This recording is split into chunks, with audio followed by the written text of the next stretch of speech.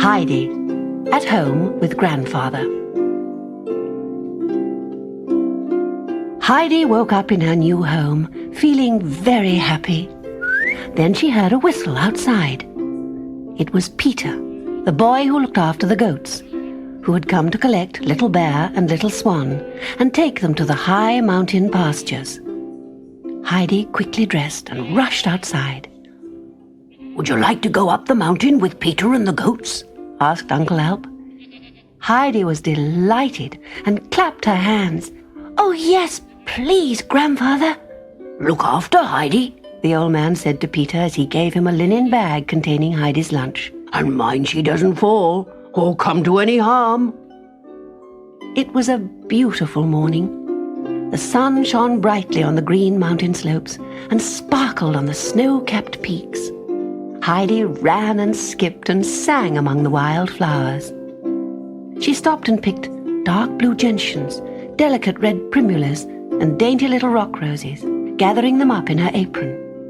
She would take them home and stick them in her bed of hay to make it look like the meadows. Peter was glad of Heidi's happy chatter on the lonely mountainside, and he was pleased to show her all the things he knew. He showed her a hollow where flowers of a dozen different colors turned their faces to the sun. He showed her where the wild, sweet-smelling herbs grew. He taught her the names of the goats and how to whistle and call them. Heidi ran in and out among the animals, talking to each in turn.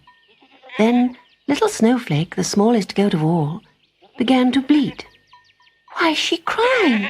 she asked Peter. "Her mother was sold in town last week. I think she must be feeling lonely." "Poor Snowflake," said Heidi, putting her arms round the little goat's neck. "I'll see you every day and talk to you, so you won't feel lonely any more." When they reached the high mountain pastures, Peter found a sheltered spot for them to have their lunch. They ate their bread and cheese and drank goat's milk, then fell asleep in the warm sunshine. The sound of flapping wings woke Heidi. "Peter! Peter! Wake up!"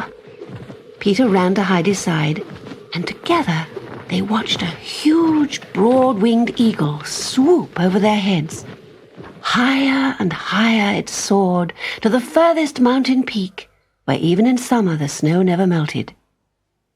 As the afternoon lengthened and the sunlight began to fade, the mountains glowed a brilliant red. "Are they on fire?" whispered Heidi.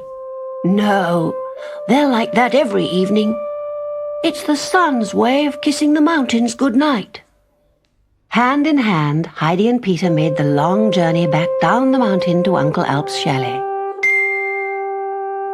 At last they saw him, sitting under the fir trees, puffing at his big curved pipe. Heidi ran to greet him, with Little Bear and Little Swan at her heels. "Good night, Heidi," called Peter. "Good night, Peter. Good night, Little Snowflake." Every day Heidi returned to the mountains with Peter and his goats. But then autumn came and brought strong winds that made the fir trees outside Grandfather's chalet sigh and moan. "The wind's too strong now for you to go climbing in the mountains," said Uncle Alp one day. So Heidi stayed at home and helped the old man make butter and yogurt and cheese out of goat's milk. But she was sad to see Peter and the goats go off every day without her. And Peter missed her too. The goats seemed so much happier when Heidi was there to pat and coax them. Then, one morning, Peter did not come for Little Swan and Little Bear.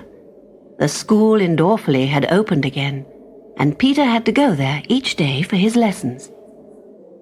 Autumn turned to winter, and Heidi had to stay indoors, for the snow lay thick and heavy all around the lonely mountain chalet. "Can I go and visit Peter and his granny?" said Heidi one day. "The path's blocked," said Uncle Alp, trying to put her off. "But I'd really love to go." "Well, I'm not taking you. People don't think much of me down in Dorfley, and I've no time for people." But Heidi would not be put off. So, muttering and complaining, Uncle Alp took out his big wooden toboggan and fetched a thick flax blanket. Wrapping Heidi in it, He held her in his arms, then climbed onto the toboggan. The toboggan slipped over the snow so fast that Heidi gave a shriek of joy. "Oh, Grandfather, it's like flying!" He sat her down at the door of Peter's cottage. "I'll come back at 5 o'clock, Heidi. Meet me at the top of the path." Then he turned back up the mountain, pulling the toboggan behind him. "We've heard so much about you, Heidi," said Peter's mother, opening the door. She turned to a frail old lady sitting in a wooden chair. The old lady put her hands out towards Heidi. "What does she look like, Ursula?" "She's got dark curly hair and a mischievous little face," said Peter's mother.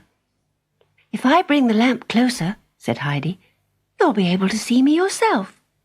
But Granny shook her head. "I'm afraid my poor old eyes haven't seen a thing for years." "What?"